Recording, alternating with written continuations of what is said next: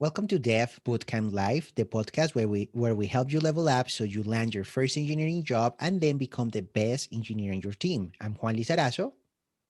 And I'm Jared Potter. And today we're going to take a slightly different approach than what we normally do. Most of the time, a lot of these podcasts are focused on talking about what you do after a coding bootcamp.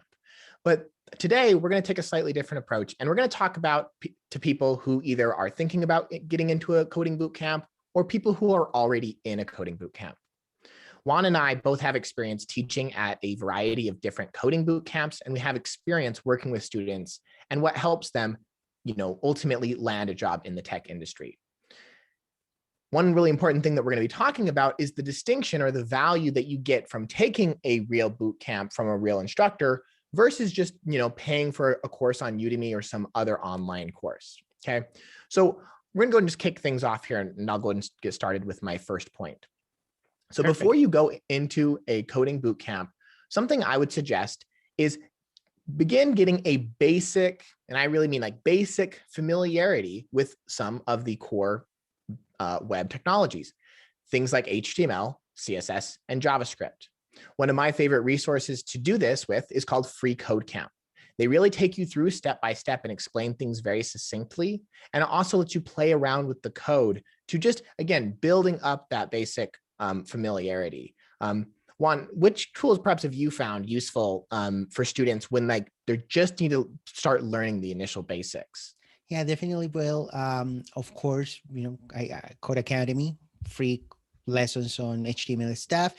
There's also Udemy classes where you can find basic HTML, CSS, JavaScript introductory classes, which are really good. You can also find online on Udemy like the complete bootcamp, and there's like maybe classes with 50 hours of content that can help you out. Maybe if you are very, very dedicated, it could really help you level up a lot. But there's a lot of self-pacing and self-regulated instruction. So that means that sometimes you have questions and you could be blocked for a while until the instructor gets back to you. So definitely there's a lot of resources out there, but I would say like start with HTML, CSS, JavaScript. But Jared, this point that you're mentioning, really, I think this is a big differentiator that really sets the students that start and enroll in a coding bootcamp to success or to failure. Because the thing is, like, what I felt that with the students when they start out a new program and they haven't had any exposure before to any of the web technologies, maybe they're just following the hype, like, oh, I can make a lot of money if I become a web engineer, and they just sign up and spend $10,000 or more, right, on a coding program,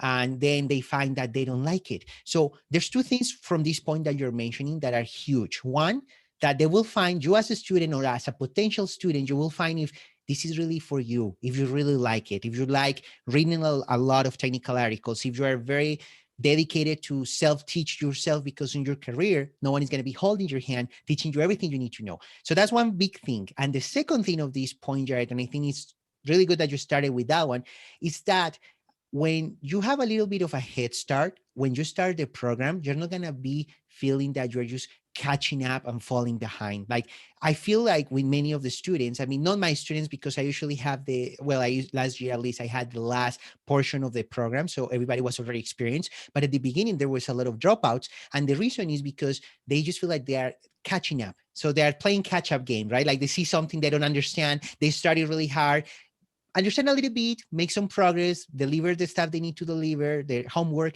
and then the next class, they're totally lost again. So instead of playing catch up, if you get a little bit of a head start, you're going to know that you're made for this. And the second thing is that then you're going to really get the most out of your coding bootcamp, because you already have an idea what you're getting into and then what things to look for and ask for. So that's a really Yeah. good start, Jared. Yeah, no, I think those are excellent points to add on to that point there for students. Yeah, that's excellent. Juan, what's a point that you have that you'd like to share with students? So one that is huge when it comes to instruction, whether it's live or if you are in a in a classroom with people, right? There's so many boot camps have opened the doors again. So there's some live classes with instructor or online. But one huge thing is that ask questions, even if you think like, oh, this is so silly, I feel embarrassed about asking because it seems like everybody around me knows what they're doing. It might be true. Some people around there have already some experience and they just need maybe some sort of certificate, or they need something for their company, but it doesn't matter. Like, you ask, there's no silly question. So whatever you need to ask, just ask it. The instructor, us instructors, we're dedicated to making sure that you really understand what we're talking about and explaining. And sometimes we'll be like, oh, that question, it will take us 20 minutes, but stay after class. And then after class, we cover it and we make sure that you fully understand what you need. So don't be afraid of asking questions. And the reason why I'm bringing this up, Jared, and I don't know if this is your experience too, is that many times we're covering a topic and I ask like, okay, do you have any questions about this? Nobody asks anything. And then I'm like, okay, students, so tell me about this. What if I was to do, and I give them an example, and then nobody knows, and they're like, oh no, we don't understand, And I'm like, exactly, and you didn't ask questions, so let's cover it. And then they fully understand. So it's very important. It's very important to ask questions. Always ask questions. I mean, you're paying for that, and the instructors are there to answer them. Yeah, absolutely. No, I think like what Juan is saying here, it's absolutely crucial that, I mean, really what you are paying for is access to the instructor is kind of one of the major benefits. So yeah, always ask questions and don't get caught up in other people's paths. Other people are from different backgrounds, different experiences. And just because they might know the answer to the question you have doesn't mean that you can't ask it and get an answer to it. And also, I think it's really important to make sure that you're asking questions, just general questions about, maybe you saw on some web app a specific feature and maybe you wanted to know a little bit of how that worked. That's a great way to engage in your instructor and have them be able to explain some of the different parts to it. And you'll find out that, the way that a lot of things are built are actually just built with a lot of the most basic, foundations with HTML, CSS, and JavaScript, right? It kind of demystifies the magic around it. But yeah, absolutely ask questions. Most instructors I've ever met are, very dedicated to their students. They want to help them succeed. So yeah, please do ask questions. It's really one of the biggest things that you are paying for in a coding bootcamp. Perfect. So Jared, what will be the next thing to get the most out of your coding bootcamp? Like, I mean, for the students, what would be the third thing for us to share here? Yeah. So the next really important thing is to make friends and to make contacts in your class. So again, the kind of a big thing that can benefit you in ultimately landing a job is by knowing people who might also help you land a job. But it goes beyond that, right? One is that, if you begin to make, friendships and relationships with people, and even if they're focused on just coding and not necessarily, other personal hobbies that you have, that's okay, because you can kind of begin to challenge each other, right? Like Juan and I, in our own personal lives, we work on different personal projects, but we share details about them that help kind of push each other along and help challenge each other. And we can share with each other new things that we're learning. And again, ultimately, these same people, they're going to help you grow your skills, but they can also ultimately help you, land a job, or even perhaps you could at least use them as a reference of someone like, oh yeah, this person was a classmate of mine. We worked on a project together, right? There's a significant amount of value from that. And by being put together in the same classroom, you're all in the same boat. You're all working together in this. If you're just going again to some online course, sure, there might be forums or ways that you can interact with other students, but there is value to that, that local aspect of people generally speaking, like in your area, or, can relate on a lot of, personal local aspects to that. Juan, do you have anything else to kind of, add to that? Yeah, networking is key. Like, one of the things, like, as you're going, or even before you start going to the coding boot camps, um, find your local meetups for JavaScript, for CSS, for HTML, for Angular, for React, whatever technology you like.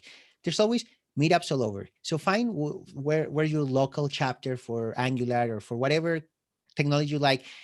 When that happens, maybe these days everything is online, or maybe they're still doing like meetups in person. So find those out, start going there, start making friends, because they will know how to connect you. Why? Because that's to your region, right? It's your community, your local community, and they can tell you, well, sometimes, like, oh, my company's hiring, or you know what, like, I got my first job here, try that company out. So networking is going to be key, because you are going to be and this is something we have mentioned before in other episodes, Jared, where a long time ago, but for example, if you apply through the online system for your first job after you graduate, right, you're competing with another 200, 300 people. Believe me, good luck if you get a call, because most likely you won't get a call. Why? Because there's 200 people and not everybody's going to get a call. They're just going to pick the recruiter, or the hiring manager is going to pick the top 10 resumes that they can screen, under 5 minutes, under 2 minutes, 20 seconds, I think 30 seconds they spend on each resume. And then they just call those, and those are the ones who get an interview. So usually if you are networking, you have a step, a step in the door, right? A foot in the door, because you already have a connection to that company. What happens with that connection is that if you get the resume to them, right, then they can get the resume in front of the line, in front of the queue, in front of the hiring manager. If it is for their team, they can be like, hey, I made this guy and we're hiring for a junior. I think this guy or this girl could be really great. And that will get you, at least worst case, at least a phone interview. So you're going to have, a get ahead, and you're competing better against those 200, 300 applications. I have mentioned this before, like when we open, for junior engineers, we get like 200, 300 applicants within a week, right? So it's very competitive. And why? Because there's so many coding bootcamps now out there. So now you have to compete against other bootcamp graduates. So you really have to find these things. And remember, there is a gap, and that's why we're trying to close here right after you graduate to land your first engineering job. So really, you nailed it there, Jared. Networking is key to get the most out of the bootcamp, because you network there during the bootcamp, and then after. But don't start once you graduate. Start early, or even before you start the coding program. That's very, very important. Yeah. And one last bit is, it's important. And I mean, I think this actually lead into my next point after your turn is the ability for you to, even if you don't understand every single thing, you might be, going to a meetup, that's okay. I mean, that's kind of how software starts out. A lot of it might be like going over your head, but as you continue to do it, more and more of it's going to make sense. So absolutely. All right, Juan, what's your next point? Yeah. So one important thing with the coding programs and the bootcamps is like, to get the most out of the bootcamp, get familiar early with everything you're gonna learn down the road. For example, if you start, usually those are maybe 3 to 6 month programs, right? So from day one, get familiar with like the whole curriculum, ask them for the whole curriculum, start looking ahead on what you're gonna be learning next. And the reason why I'm saying this is because the things like bootcamps they move at the speed of light. Like they cover, let's say, for example, today we're going to talk about React components, and there's only one session on that, and then you start building React components. And next time you're going to start learning how to nest the components, how to interact, how to, add events and different things, right? So the thing is that like it's moving really fast. So if you know what you're getting into, then the key to this is that read about it or study before the next session. So this is where I'm going with this, because it moves at the speed of light. So if you know, like, oh, the next session is going to be about intro to React components, then you can read a lot about it, read everything you can, spend 2-3 hours reading, learning, and then when you see the session, you will get the most out of that session, because it's not the first time you're being exposed to that. You already have an idea, and then you can then ask the right questions, and everything will just make sense. And I guarantee you this, because Jared, maybe you agree with this, but you and I, we went to college, traditional education, and that was one of the things that really helped me get a little bit ahead, because it was so hard to keep up. It was like playing catch up the whole time with all these new topics. You get exposed day after day, right? Because things move fast. So this is really going to help you become, the best graduate in your class, because you're going to be always a little bit ahead, a little step ahead. So get the full program. And yeah, that would be that item that I would think that is very, very important once you're in the coding bootcamp. Yeah, absolutely. Even spending like 15, 20, 30 minutes, just perusing a new topic will help prepare you significantly to then go into the class. And yeah, just be able to absorb the material much better, or also like prepare you to ask crucial questions that will help you understand the material better. So excellent point. So my next point I think is very important, is that, and it kind of comes down to like an individual standpoint, and that is to be really careful about focusing on your own path. So again, it goes back to that whole point of like, when you join a cohort of people coming together to come to a coding bootcamp, a lot of the people who are coming to a coding bootcamp, a lot of them are people who are trying to potentially change their career. It's not always like a traditional, perhaps younger person coming out of high school or something like that. You're going to have a very diverse group of people. Some people might have some previous coding experience. Like you said, Juan, maybe someone works at a company and they're being sent here to get a certification, right? People are coming from lots of different backgrounds. So it's important to remember that although you might see the person next to you having, just blowing past assignments, or maybe their assignments just look a lot better, it's important not to get discouraged. It's important to focus on your personal path, your personal journey, and the progress that you're making. Like I said, it's easy to get caught up in thinking like, well, clearly if that person over there is doing much better, they're going to get hired and I'm not. But that's not necessarily true, right? We all come with our own set of personal, talents and skills, and ways of interacting with people that can provide value. So it's important to just kind of focus on your own path and not get caught up with other people. I would suggest keeping track of one way to do this is what I call like a developer journal or an engineer journal, where like as you are learning new things, if you just jot these things down, right? I just use like a Google document, things I'm learning, then I can like go back in time and I'll date these entries and see like, wow, when I first started the Coding Bootcamp, I didn't know what HTML, CSS, or JavaScript was, but now 3 months later, I can do all these things. And then if you think, well, where can I be in another 3 months if I keep practicing? And you'd be surprised about where you're getting. The last point I want to add to this is there's a term called imposter syndrome, which really just means is, you don't feel like you're good enough is ultimately what it means. But it's important to remember that in software engineering, you're going to be learning your entire career, right? Juan and I learn new things every single day when we're doing development, right? Sometimes there's smaller things, but every day we're learning something new. So realize that you're never going to get to such a capacity where you've learned everything and you're good and you don't have to learn anything else. You're continuously learning new things. So, at some point you'll get enough skill to, get a job, right? But then you just realize you're gonna keep learning. You're gonna keep learning. So don't get discouraged in that way. But Juan, what's your experience with students and imposter syndrome and perhaps being distracted by other students that might be further along than them? Yeah. So about like learning all the time, like we're learning all the like we are still like Jared and I were still learning ES 2015 items. Like we sometimes like need something and look it up and like, oh really? They introduced this? We didn't know because we didn't really need it before.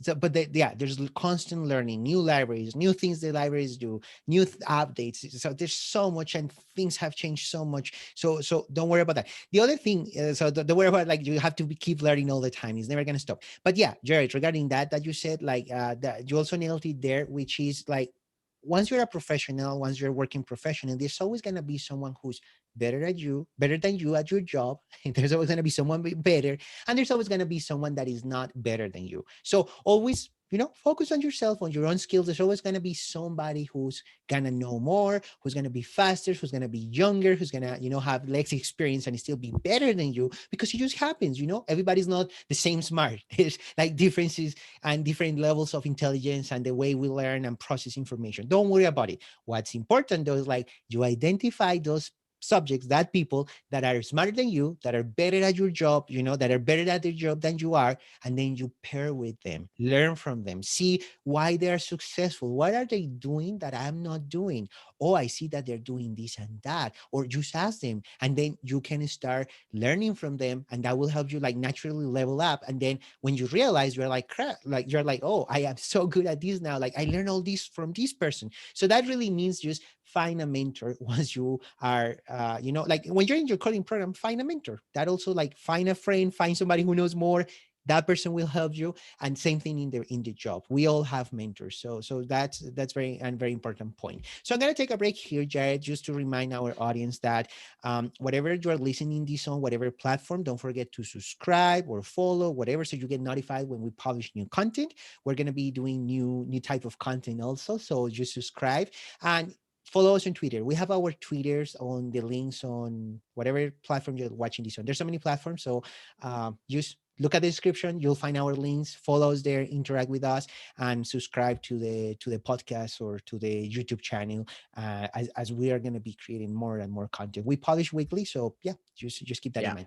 So absolutely. So Jared, the next point regarding the Coding Bootcamp, that I was thinking that is very important for students is that, like, I have noticed, like, little weaknesses for students that, like, as they're finishing the program, as I said earlier, usually I was getting the last groups, right, when they were ready to graduate.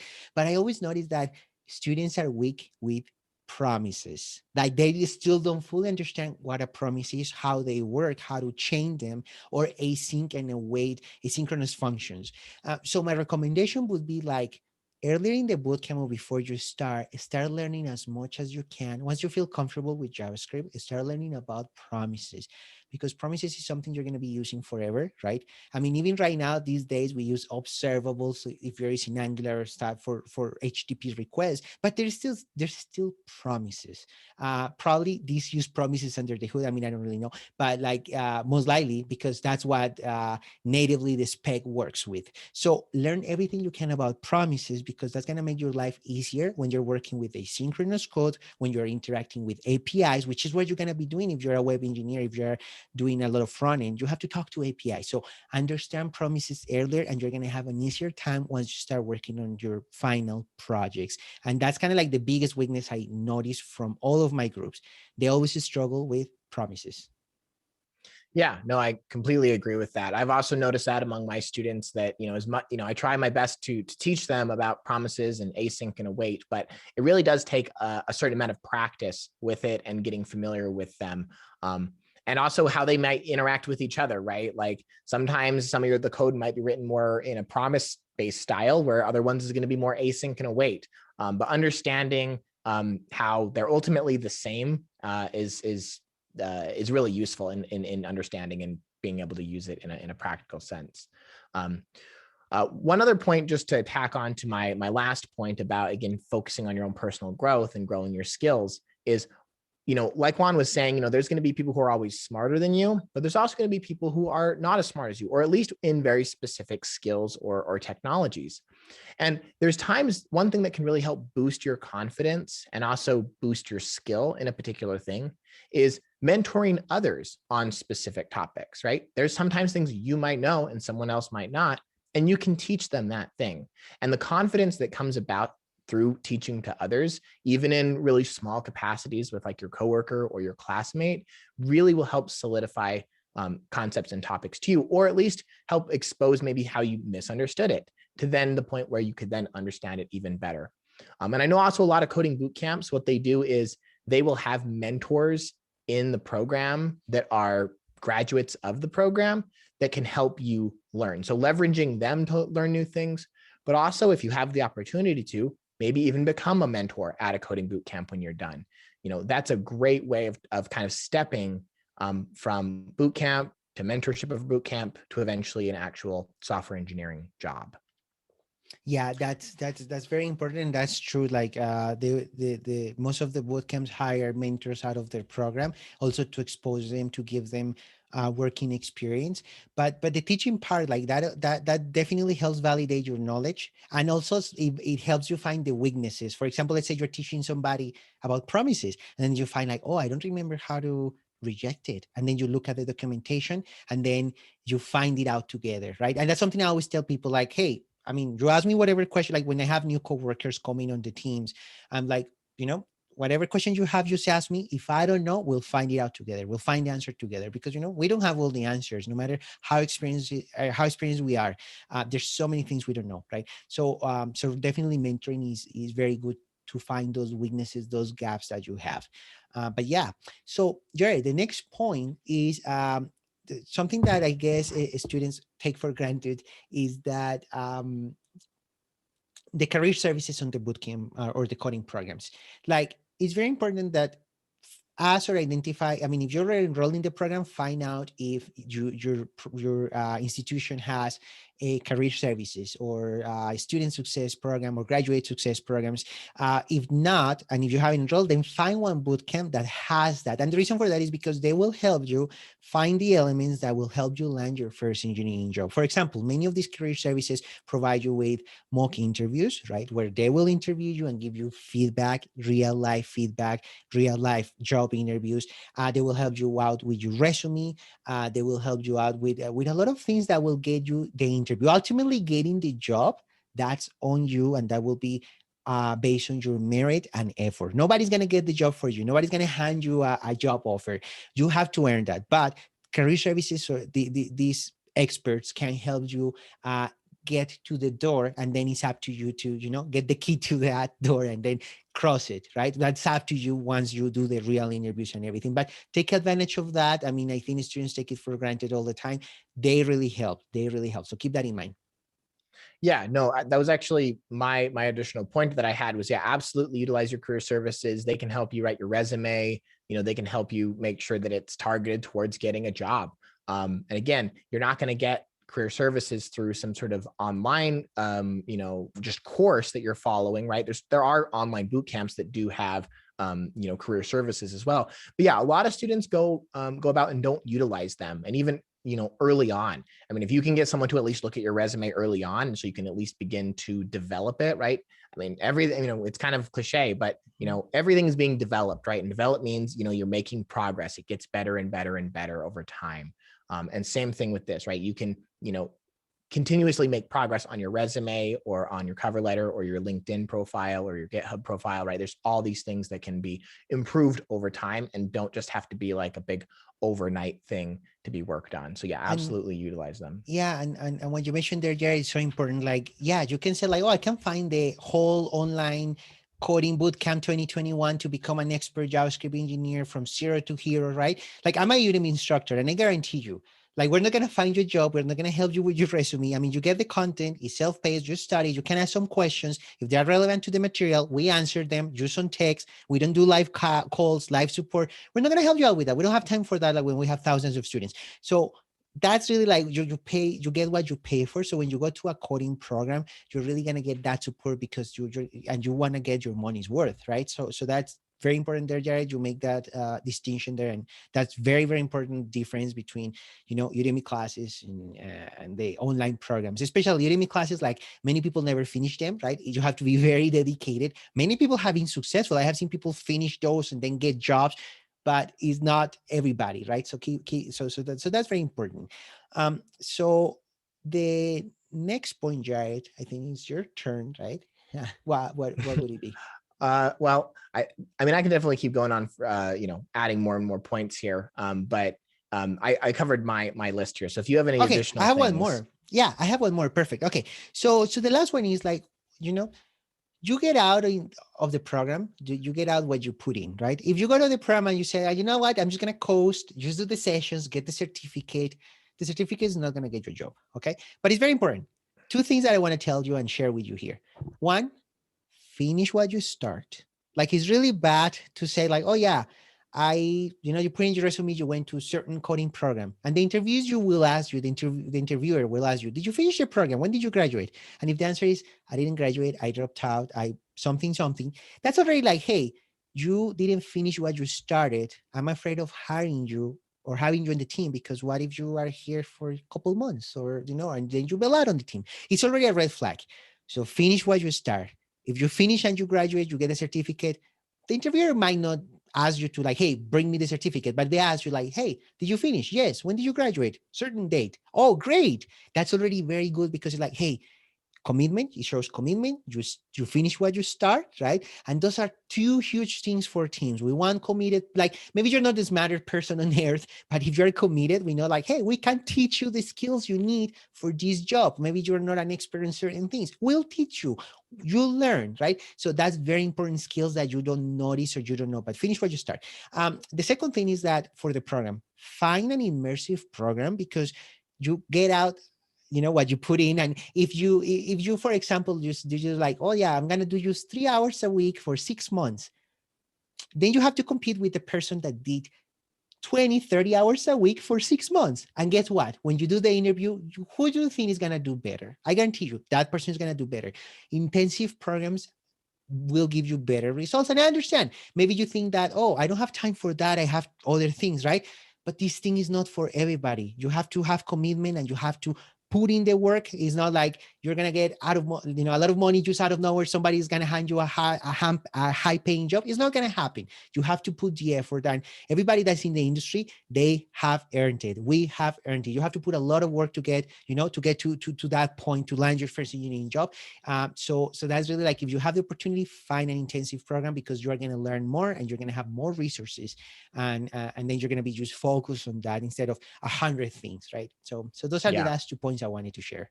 Yeah, and just to add to that point a little bit, so like the coding boot camps that I've taught have all been these after hour courses, right? And where they're taught, from like 6 to 9 p.m.